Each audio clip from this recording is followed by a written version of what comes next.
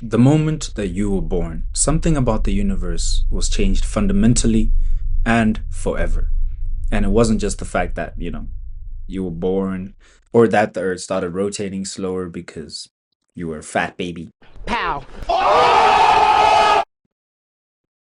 But fat baby jokes aside, in that instant, every single atom, cell, organism that had ever existed and would ever exist in your lifetime came to the consensus that from that moment on, the entire universe would work together to mold you into the very being that you are today. Calling to question whether any of your values, morals, principles, beliefs, ethics actually belong to you. What do they have to do with you? That is the question. Please don't talk about it, you can walk about it. If you don't walk about it, you can think about it, dream about it. Fuck it, you can visualize it. Cause none of this shit matters, you don't live about it. Breathe about it, blink about it, be about it. Be about it, walk about it, be about it. Be about it. I took a full semester of Introduction to Psychology back in 9th grade. That makes me an expert.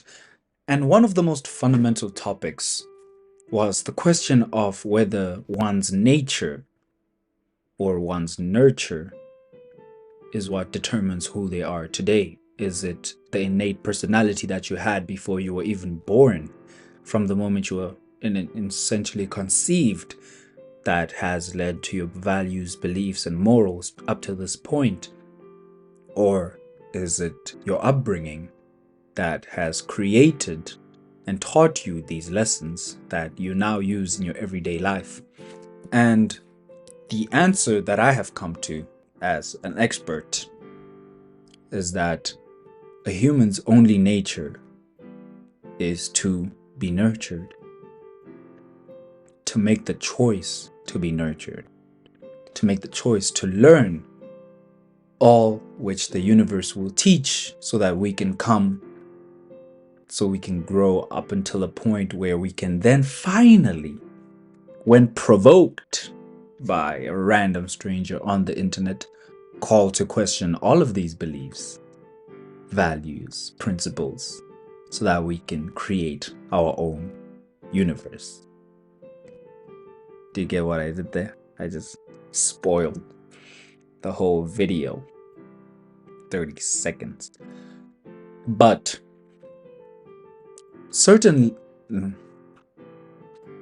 as important as it is to learn certain lessons as we're growing up, for example, stranger danger and, looking twice before crossing the street.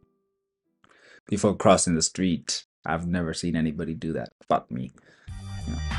Staying alive, staying alive. Staying alive. Looking twice before crossing the street. It is fundamental that these lessons are learned in a space where we understand that we are being taught, where your parent is directly teaching you a lesson or a teacher is directly teaching you a lesson, and then you are tested upon that knowledge. Every single day you see strangers and it clicks in your head, stranger danger, and so you do not talk to them, you do not accept any sweets from them. If you're most people, not me though, a risk taker. What can I say? Help me. Okay. Or crossing the street, looking twice before you cross the street. We have to do this in everyday life. We are tested on the knowledge which we were taught. Now, that is one form of lesson that I think is very important in our upbringing, so that we can, be fully fledged human beings who are logical and can reason when we grow up. But there is also a separate category of lessons that we learn much more subtly within the media that we consume, within the relationships we form. And I want to illustrate this with my own personal experience. I grew up watching a lot of 2000s high school movies. You know, everything from Mean Girls to Mean Girls 2 to Mean Girls. I don't think there's a Mean Girls 3, but there's like She's the Man, or there were so many of them and they all have random names. Let me look them up real quick. I had a list just now. Honey, or White Chicks, or Mean Girls, or A Cinderella Story. And often when I was watching these movies as a kid, watching teenagers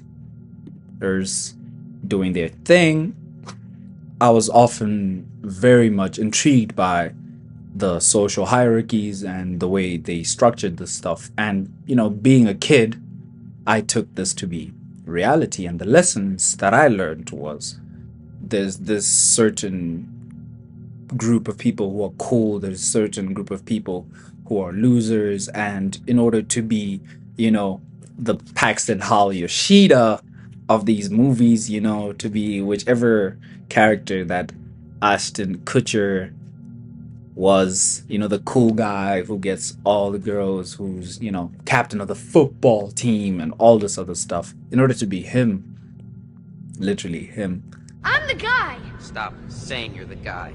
We all know that you're not the guy. there were certain things that you had to do. And so I took these lessons and applied them to my own life in high school. So I'd be there at a party, and instead of having fun with the people who are around me, or, actually enjoying myself, I'd be in my head, comparing and contrasting how my life was going to how life should be going if I was gonna be, the Paxton Hall Yoshida of this movie. If I was the MC of this movie, not the MC, just the cool guy. It doesn't matter if he's MC or not, but those lessons I internalized those lessons, and for such a long time I didn't realize where these feelings of, comparison and disappointment with what was actually happening versus what should have been happening were coming from. And it is only, in retrospect, when it was only once I was guided towards myself where I realized that I had to start questioning everything that, I had internalized. Where did this belief that there's a certain thing that is cool to do versus one that is not cool to do come from? Where did these ideas that the world had to be a certain way and I had to be a certain way in order for me to be happy with what was happening, because then I'd be the Paxton Hall Yoshida, do you get it, bro, of that universe. And it is fundamental to me now that I understand how to look at what I have learned from the world from the moment that I was born up until this moment right here, right now, so I can actually be able to decide which of those values, which of those principles, which of those morals, which of those lessons are useful to me in my life, are beneficial to me, and be able to stand on why I have a certain belief, why it is important that I understand a certain lesson. Why do I still look twice before crossing the road? Because I like being alive. That's a very important thing. And so this is ground zero. This is the first step towards you uncovering the layer the layers upon layers of lessons and knowledge that have been bestowed upon you from the universe so graciously, so that you can actually take those today and question them and choose the ones that are useful to you and basically throw away all the other nonsense. Because in that moment, when I was standing at that party thinking about how I should be doing something different so I can be Paxton Hal Yoshida, I could have actually been enjoying the very fact that right there, right then, Tinoda Semo was having the time of his life.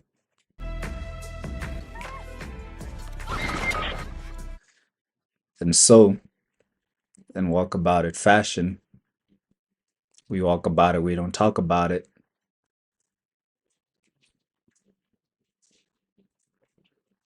Go talk to yourself about it. That the first step is talking to yourself about it. Please don't talk about it if you can't walk about it. If you don't walk about it, you can think about it. Dream about it. Fuck it, you can visualize it. Cause none of this shit matters if you don't live about it. Breathe about it. Blink about it. Be about it. Be about it. Walk about it. Be about it. Be about it.